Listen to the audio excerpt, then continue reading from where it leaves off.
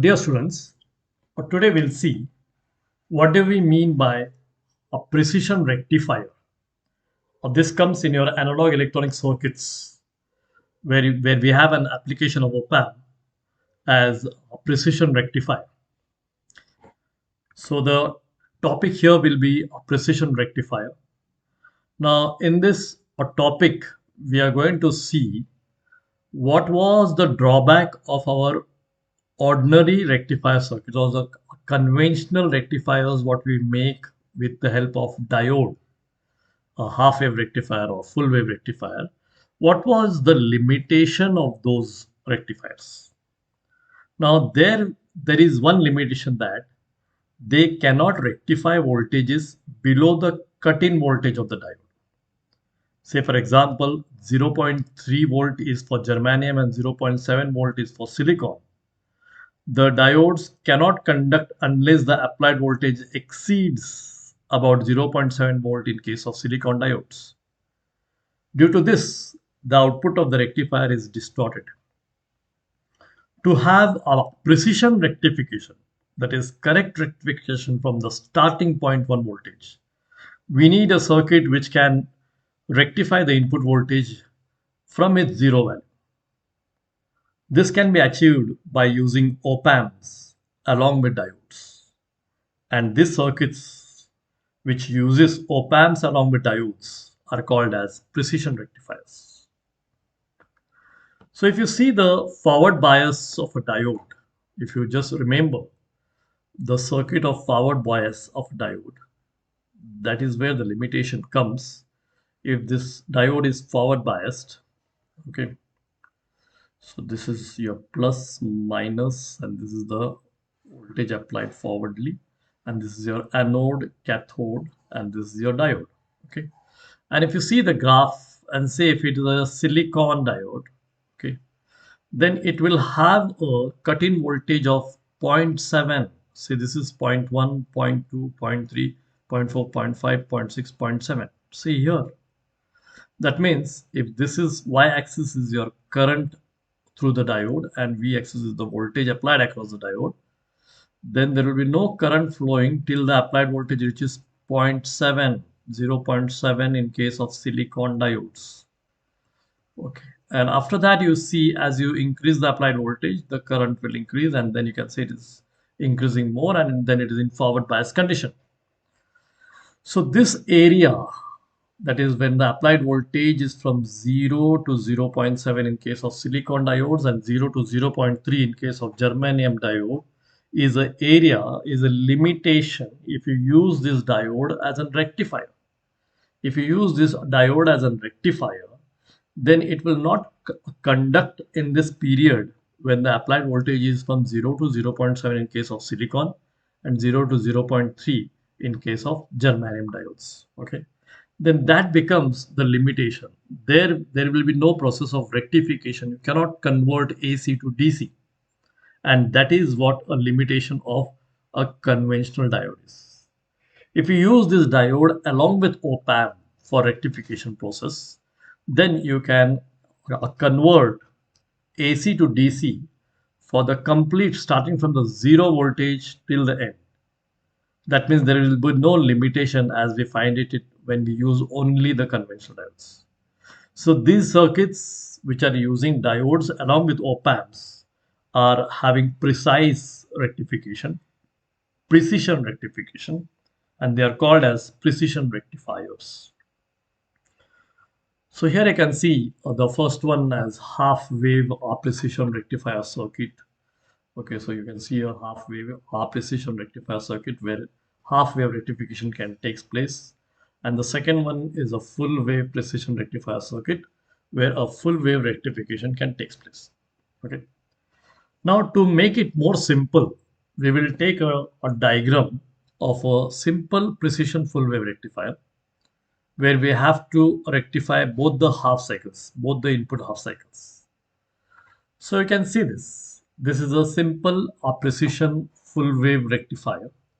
So here you have your V in applied. So this is your V in. Okay, so this is V in applied. Now V in is going to this point, and here you can see this is V in 1 and this is VP1. VP1 is connected to ground, so V in 1 will be the input. This is the first op amp, which is known as A1, okay, which is acting as a comparator. Okay, then you are having diode D1 and D2 here, and then the inputs over here are VN2 and VP2. This is the second op amp, A2, and then the final output you all get it here. This is the final output. Okay. So the gain of this amplifiers will be minus R upon R, because R you can see as the feedback resistor here, and you can also see a feedback resistor here. Input resistor will be R here, and input resistor will be R here. So the gain of this amplifier will be minus R upon R, and even the gain of this amplifier will be minus R upon R. Okay, so this is acting as a comparator. This is acting as a comparator, and there you can see the second one, and then the output V out. Okay, now here in this case you have to think about a condition when the input voltage is more than zero, greater than zero. Okay, when the input voltage is greater than zero, op amp A1 behaves as comparator. A1 behaves as a comparator and gives a negative output. This forward biases diode D1 and reverse biases diode D2. So D1 will be forward biased and D2 will be reverse biased. So when D1 is forward biased, this forward biased and this is reverse biased. Now this is when we are speaking when V in is greater than zero. This is we are speaking when V in is greater than zero. Okay. The output voltage is given as, okay, now here in this case the output voltage will be given as V out is equal to, okay, so after the second op amp, that is A2, the output voltage can be given as V naught is equal to gain minus R upon R into the second gain minus R upon R into V in, because V in only is the input voltage what is going to come. So minus R upon R minus R upon R will get cut, and this will be equal to V in. So V naught is equal to V in. The full positive half cycle is at the output. So the full positive half cycle, what was there at the input, is at the output. Okay. Similarly, when V in is less than zero, similarly when you see V in is less than zero, so here the input is less than zero. Okay. Now in that case, output of A1 becomes positive. Output of A1 becomes positive. This becomes positive. Once this becomes positive, then the diode D2 will be forward biased. This will be forward biased. And diode D1 will be reverse biased. Reverse bias. Okay. And once this is forward bias, you can see the input here will be activated and you will get the output voltage as positive only.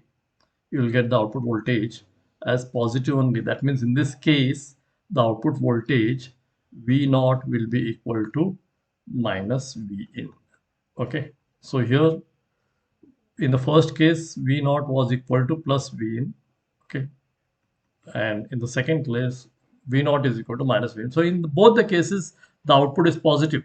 The output is positive. Here also it is plus V naught, and here also it is plus V naught, whether the input is positive half cycle or whether the input is negative half cycle. This is how we have achieved precision rectification. Precision rectification. And because we are using op amps, it is allowing you to rectify the voltage before the cut-in voltage, and also the output voltage can be amplified. So it is giving you two advantages over here. Okay. So here we see a rectifier is a circuit that converts alternating current AC to DC, direct current. And alternating current always changes its direction over time, but the direct current flows continuously in one direction. In a typical rectifier circuit, we use diodes to rectify AC to DC. But this rectification method can only be used if the input voltage to the circuit is greater than the forward voltage of the diode, which is typically 0.7 volt in case of silicon diodes and 0.3 volt in case of germanium diodes. To overcome this issue, the precision rectifier circuit was introduced, The precision rectifier is another rectifier that converts AC to DC. But in a precision rectifier, we use an op-amp to compensate for the voltage drop across the diode. That is why we are not going to lose that zero point 0.3 or 0.6 or 0.7 voltage drop across the diode. Also, the circuit can be constructed to have some gain at the output of the amplifier as well. So these are the advantages of using op-amps along with the diode. And therefore, because it is going to rectify starting from 0 volt till the end volt of the input, that is why it is called as precision rectifier. Okay. Thank you, students.